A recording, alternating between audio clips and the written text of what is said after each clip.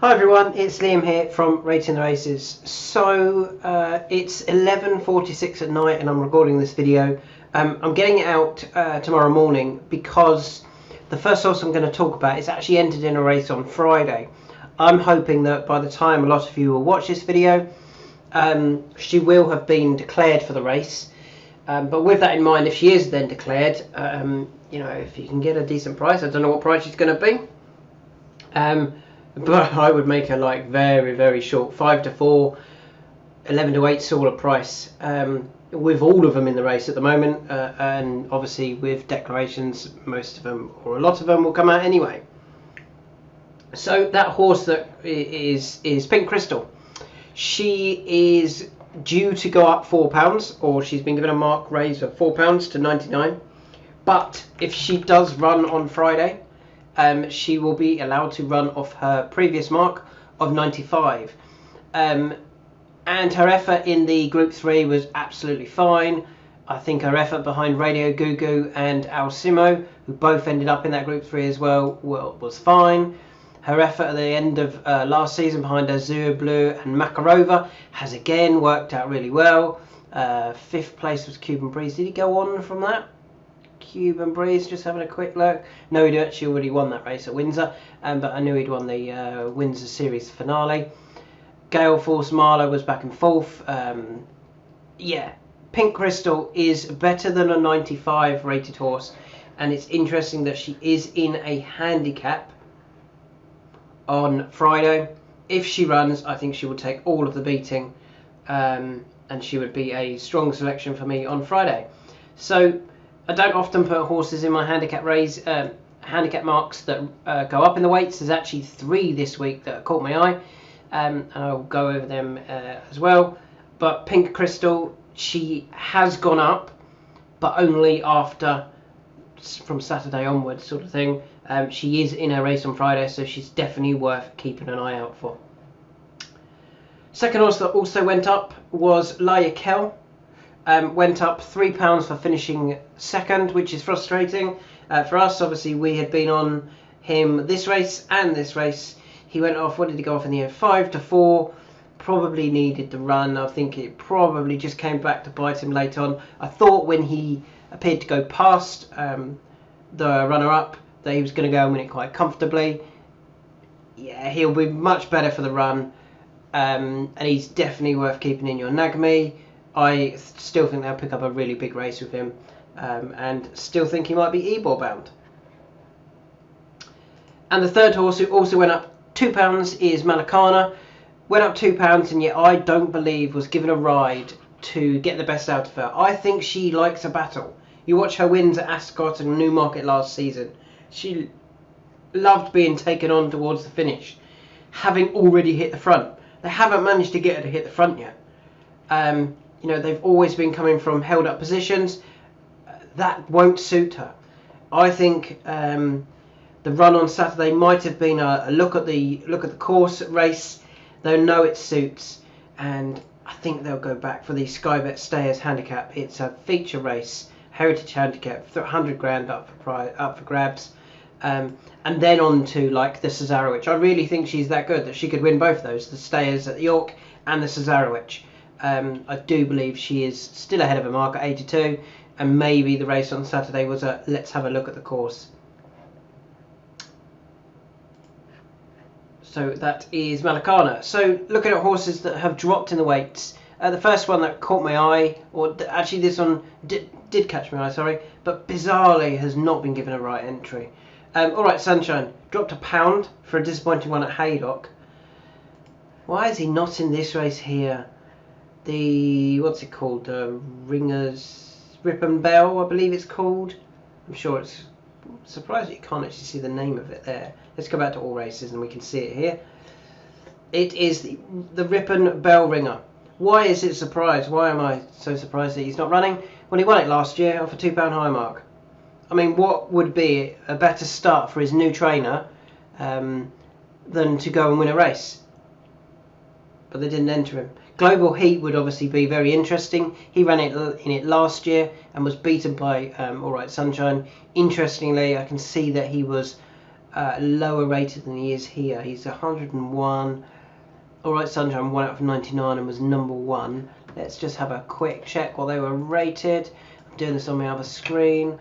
I imagine he was higher rated then. Lower rated than what he would be running off. Let's have a quick check.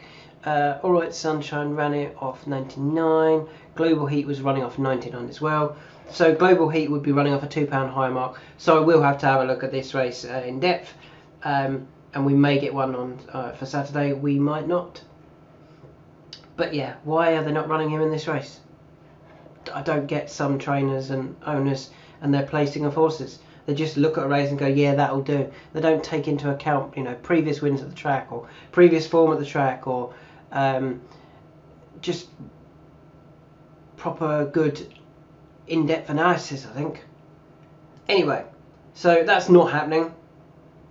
Oh, I've got a load of races open.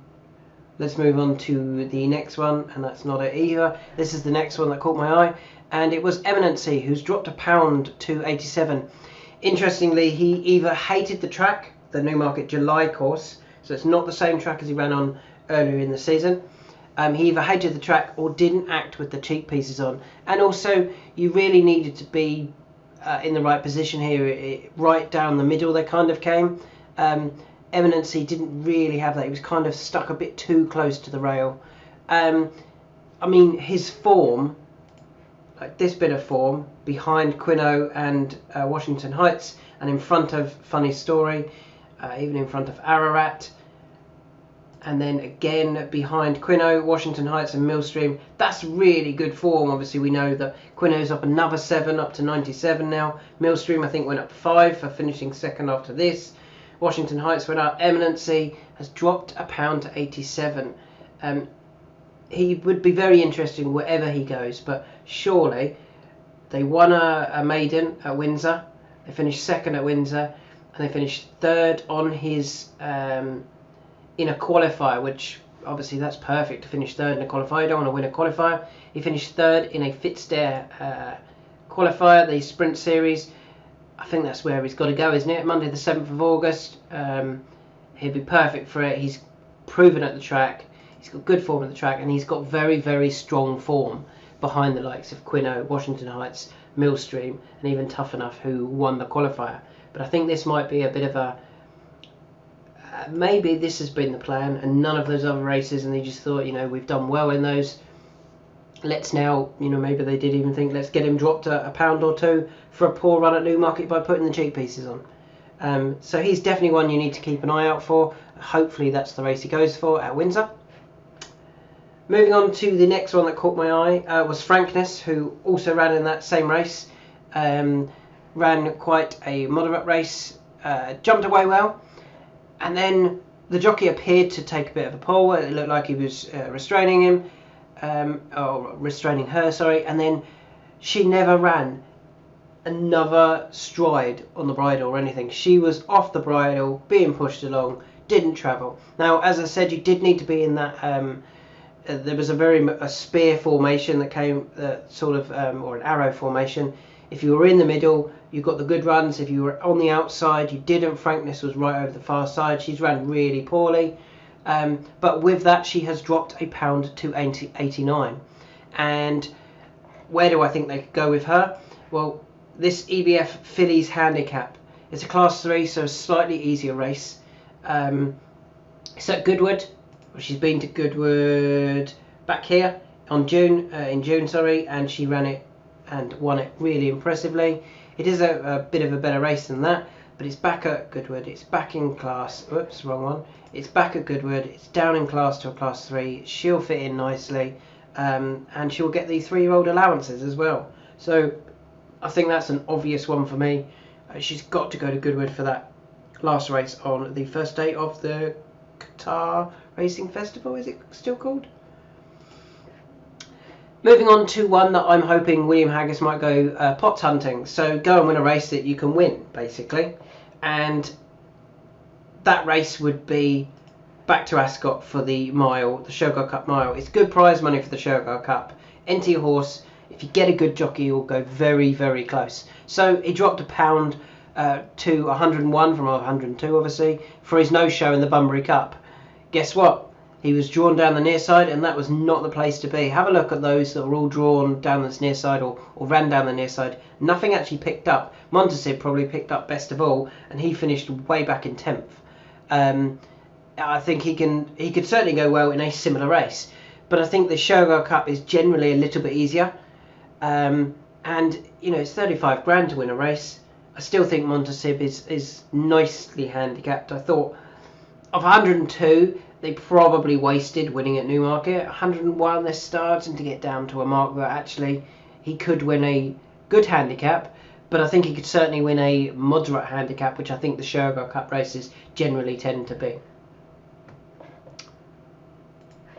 Next horse that caught my eye was Rarsell. He dropped £1 to 101, and that was for finishing 4th. Now, this is interesting. So he dropped £1 for finishing 4th, and yet Pink Crystal up here, in our earlier horse that we talked about, went up 3 or 4? 4 for finishing 4th. I know, obviously, she was lowly rated compared to her rivals, so she's run above that. But I think they've gained nothing out of it. They've finished 4th in a Group 3 race. I mean, put that on a page doesn't add anything for the breeding side of it. I mean, 4th in a Group 3 doesn't add a thing.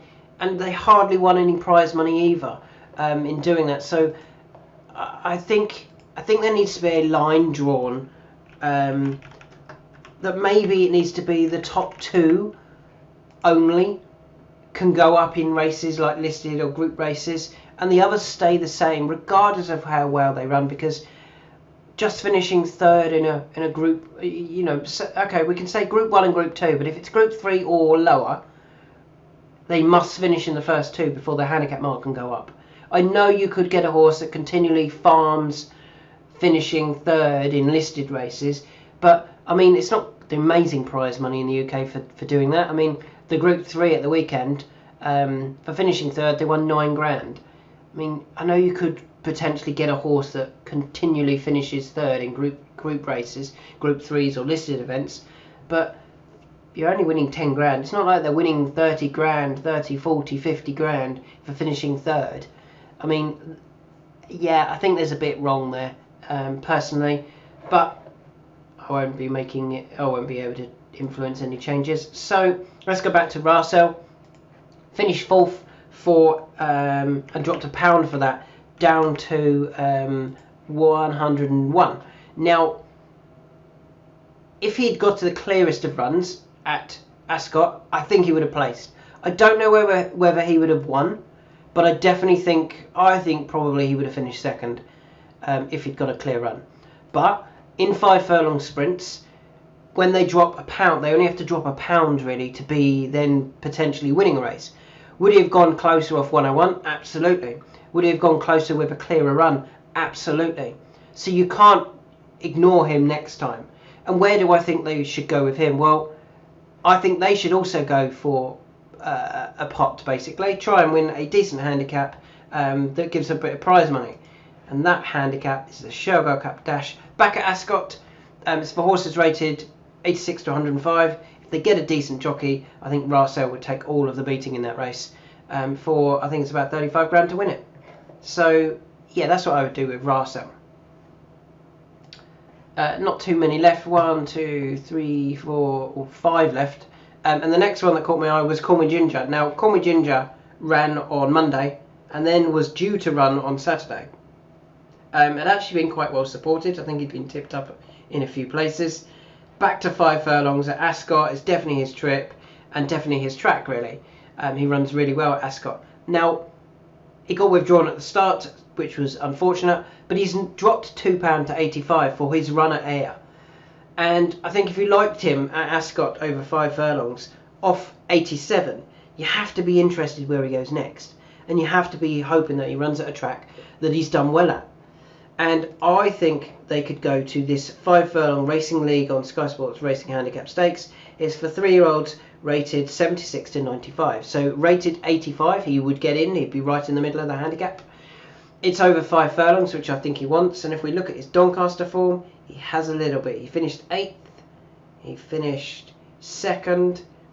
he finished first, he finished fifth, and he finished second. And he finished second in September 2022, so not that long ago. And if we actually load up the race, let's have a look what it was. I'm hoping I've got the right one. It was the Portland Handicap. So a good handicap. He finished second in at Doncaster, sorry, which is where I think he should go back, and I think he would take all of the beating. That's not until the 19th of August, so hopefully they can keep him just ticking over for another month now before going, and probably I think he'll win that race if he turns up there personally. The next horse I want to talk about is Isla Kai, who disappointed for us for sure at York. I thought he had things looking very positive for him. Interestingly, one of the big angles for him was how well handicapped he was with Blue For You and Eileen Doob. Now he ran disappointingly back in 7th. Blue For You won it and Eileen Doob was 3rd. I mean, the form line was actually there. Isla Kai just disappointed, and I think he's worth giving another chance. Now obviously we backed him at Ripon. We got better than 6s, I think we got 8s or 9s. So we've had a few losers since. I don't think we backed him every run since. I think we backed him twice. We definitely didn't do him at Newcastle, sorry. Did do him at Ascot, didn't do him at York. So we've only lost 2 of our points that we'd won. Where do they go with him? Easy. He won at Ripon, over a mile. Go back to Ripon, over a mile. I mean, it's good prize money. It's not bad prize money. Monday the 28th of August, that's where I hope to see Isla Kai. That looks a really obvious one for me. And if he turns up there at Ripon, I'd be very, very keen on him. A few more. King's Lynn caught my eye. Finished 6th. If you watch the race, just as they start or about a furlong into the race, a couple of horses just come across King's Lynn and he has to be snatched up. That probably meant he was in the wrong position. He was further back than ideal. And in a very competitive handicap, if you remember, I did a preview video on it as well and said that it was super competitive. I listed a load of horses that could win it, and interestingly none of them actually won, but said it was so competitive and I couldn't find the angle to it. King's Lynn ran on quite strongly for 6th and has dropped £2 to 105. Now interestingly with King's Lynn is the last 2 runs they've run in handicaps, so I do think they're aware that maybe handicaps are the place to go for King's Lynn. Where do you go therefore for King's Lynn? I think there's a handicap for him. I'd be really confident, to be honest. It's the Betfair Be Friendly Handicap Stakes. It's for 3-year-olds plus, rated 86 to 105. So rated 105, he would get in right at the top. Why there? Well, let's have a look at his Haydock form. He's got a Haydock win. That was a listed race. And one other run was a Haydock win in a Group 2. I mean, you win a listed in Group 2, you could turn back up in a handicap. It's actually not bad prize money. The Be Friendly Handicap is always decent prize money. And I hope that that's where they go with King's Lynn. It's not until the 9th of September, so he might need I'm hoping he's given a break. If he's not and he has another run and disappoints and he ends up off 103, for example, for that Be Friendly Handicap, he would take all of the beating, for sure. 2 more to go. Summerghand dropped £3 to 97 for a disappointing run at Pontefract. He's 97. I think now is the time we want to start backing him. He won last season. I'm just loading up on my other screen. He won... What did he do? He finished 4th in the Great St Wilfrid. He ran okay. That was off 98. He actually won his far side. It was all 3 that beat him were all drawn near side. But he won his far side. So, you know, if they get a bit of luck with the draw, they could win that race. He then went to York after finishing 4th, and he won. He won the Constantine handicap for 51 grand. That came off a mark of 97, the mark he's now running off. And then they went to a group race, I believe. They went to Newmarket in a listed race rated 103 before coming back for the Air Gold Cup because they were only carrying a £5 penalty. So essentially off 102, and he won the Air Gold Cup, 77 grand. He's rated 97, so they can go and pick whatever of these races they want. The Great St Wilfrid, the Constantine Handicap or the Air Gold Cup, whichever one he runs in, or any of them that he runs in, I'll be backing him. And I'll probably back him even if he wins one of these and ends up a little bit higher in the Air Gold Cup. I think he'll still probably end up being a bet in the Air Gold Cup. And when is that? What was I looking up here? Don't know. That's not where he's going to run. And the final horse I wanted to talk about was Ross Collin, who has dropped £4 to 87. He's dropped a long way now in the weights. And he's going to be dropped in class now. He needs to be dropped in class because he's not finding anything go right for him. One thing I would say, he went to York and ran over nearly a mile. He doesn't want a mile. He wants 7 furlongs. That's his trip. As soon as he goes over a mile, he does disappoint regularly. Where could he go? I think there's again an obvious race for him. There is this 7 furlong Garden Cider Elite Handicap Stakes. The horse is rated 76 to 95, so 87 he would get in. Obviously he's old enough. And let's have a look at his form at the track over 7 furlongs. So we would ignore this run because it was over a mile and nearly half a furlong. So we're just looking for Epsom 7 furlongs. Aha, here we go. He won this race off a mark of 92. He won it by 4 lengths as well. So he won a race by 4 lengths off a £5 higher mark. A sprint, a 7 furlong sprint by 4 lengths off a mark of £5 higher. That's got to be where they go with him. It's on Monday the 28th of August, so just over a month's time. And if he turns up here, I'd be very, very confident of a huge run. So they are my horses that I'm interested in. Who do I like? Well, Pink Crystal, definitely keep an eye out for her on Friday. Lyrakel, wherever it turns up. Malakana for that Stayers Handicap at York. Eminency for the Windsor final. Frankness to drop into a Fillies Handicap. Montasib and Rarsel could go for the Shergold Cup races. Call Me Ginger to Doncaster. Isla Kai, Kingsland to Haydock, Summerghand, wherever he goes of those handicaps mentioned, and Ross Collin when he comes back to Epsom. To be honest, I think all of them would have huge chances in those races.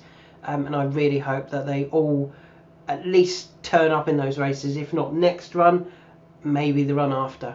And let's hope we don't get too many Blue for Yous. Obviously we highlighted Blue for You for a race time, as in not next time but the time after, and Blue for You went and won at York, which is very frustrating for us. Let's hope none of these do this. Thanks for listening, and I'll probably be back on Friday with another video for Saturday's racing.